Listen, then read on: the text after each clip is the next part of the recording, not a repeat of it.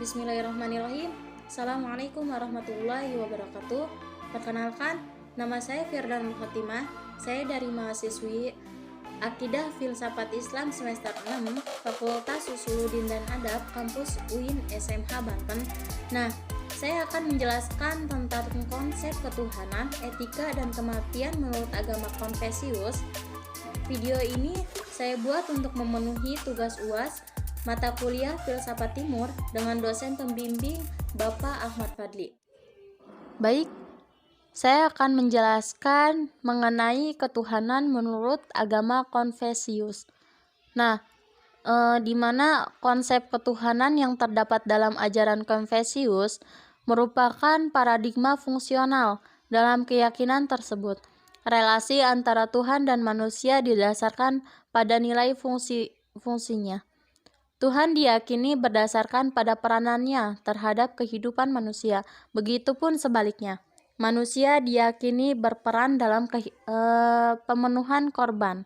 Semakin banyak korban yang dipersembahkan, maka kehidupan pun akan semakin subur dan makmur. Para penganut Konfusius kemudian mempunyai semangat kerja tinggi dengan tujuan selain pemenuhan kebutuhan hidupnya, juga merupakan usaha pemenuhan kebutuhan spiritual dalam rangka ibadah kepada Tin atau Tuhannya. Nah, konsep ketuhanan penganut Konghucu atau orang Cina yang berkaitan dengan etika kerja masyarakatnya, termasuk peranan mereka dalam pengembangan sektor ekonomi dunia. Terus, konsep ketuhanan Konfusius tanpa pemasukan Taoisme dan Buddha, sebagian dari kajian dengan berbagai alasan kondisional. Meskipun Buddha dan Taoisme berkaitan erat dengan budayanya budaya Cina dan pembentukan ajaran Konfusius, namun pembahasan tentang keduanya merupakan tema kajian tersendiri. Terus, bahwa ajaran Konfusius mendapatkan pengaruh besar dari ajaran tentang pandangan hidup sebelumnya, Taois, di mana beberapa ajarannya mengakar dalam konsep etika kerja dalam ajaran Konfusius hingga saat ini. Selanjutnya yaitu kematian menurut Konfusius. Mengenai kematian menurut agama Konfusius, merupakan terpisahnya roh dari badan kasarnya, di mana apabila seseorang selama hidupnya senantiasa melaksanakan sila sesuai kaidah agamanya, maka rohnya akan menjadi sen atau roh suci dan naiknya ke surga. Sedangkan kalau semasa hidup seseorang itu selalu melanggar sila, maka rohnya akan menjadi kui atau roh jahat dan turunnya itu ke neraka. Nah, dalam agama Konfusius mengatakan bahwa semua bentuk kehidupan akan mengalami kematian, dan kematian berarti kembali ke bumi. Inilah yang dinamakan kui. Tulang dan daging akan hancur menjadi debu, musnah, dan menjadi satu dengan tanah. Tetapi sen akan melonjak keluar dalam nuansa yang sangat cemerlang. Dalam pandangan ajaran Konfusius melihat bahwa kematian dan kelahiran adalah dua sisi yang saling berkaitan. Kematian tidak mungkin ada tanpa kelahiran.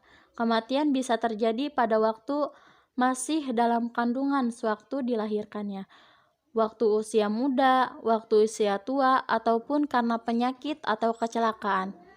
Kematian adalah akhir bagi mereka yang hidup, tetapi suatu permulaan bagi mereka yang mati. Sedangkan lahir adalah permulaan bagi mereka yang hidup, tetapi akhir bagi mereka yang mati. Kehidupan mewakili unsur yang positif, sedangkan kematian mewakili unsur yin atau negatif. Kematian dan kelahiran dalam kitab tentang perubahannya hanyalah merupakan suatu unsur yang sama, di mana terus-menerus mengalami perubahan bentuk yang berkaitan dengan gejala yin dan yang. Nah, yin yang dan yang itu negatif dan positif. Untuk dapat memahami kematian, maka kita harus memahami kehidupan. Pengertian yang mendalam dari ajaran Konfusius dapat dipandangkan dengan konsep tumimbang lahir dalam pengertian Buddhisme. Pandangan Buddhisme terhadap kehidupan dan kematian adalah merupakan suatu siklus penderitaan.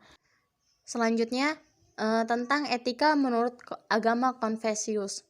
Nah, etika menurut Konfusius bertujuan untuk mendidik dan menekankan agar manusia dapat melayani negara dan masyarakat. Untuk memenuhi ajaran Konfusius tersebut perlu dipahami kitab Deks, ajaran agung yang berisi ajaran mengenai etika, yaitu etika dalam keluarga, masyarakat, dan bernegara. Nah, ajaran agung merupakan inti dari ajaran Konfusius untuk mendidik dan membangun manusia mencapai prestasinya. Untuk mencapai pengetahuan tertinggi, penguasa, pemimpin, dan orang terpelajar harus menciptakan keteraturan dalam wilayah masing-masing.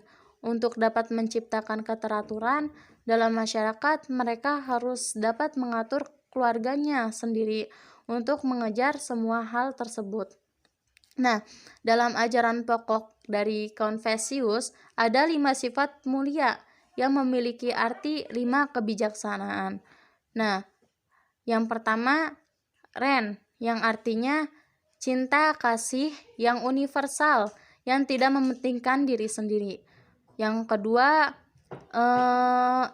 yaitu Yi, yang artinya kebenaran atau pribadi luhur. Yang ketiga, Li, yang artinya susila, sopan santun, rasa susila, dan budi pekerti. Yang keempat, Ci, yaitu kebijaksanaan, pengertian kearifan. Yang kelima, Sin, yaitu kejujuran, kepercayaan, rasa untuk dapat dipercaya orang lain, serta dapat memegang janji dan menepati janji. Dalam ajaran agung ditekankan untuk mencapai terciptanya keteraturan selaras dengan hal tersebut. Konfusius juga mengatur hubungan antara manusia dalam prinsip Ulan, yang berarti 5 norma kesopanan dalam masyarakat, yang mengatur hubungan antara raja dengan menterinya atau atasan dengan bawahannya. Yang kedua, ayah dengan anak laki-lakinya. Yang ketiga, suami dengan istrinya. Yang keempat, anak laki-laki dengan anak laki-lakinya. Dan yang kelima, hubungan antar teman. Nah, Konfusius dan muridnya mengajarkan bagaimana seharusnya menjadi manusia yang bermoral dan bagaimana penguasa harus sangat bermoral untuk dapat memerintah dan mengatur masyarakatnya, memiliki perasaan yang sensitif akan kebutuhan sosial dan ekonomi rakyatnya.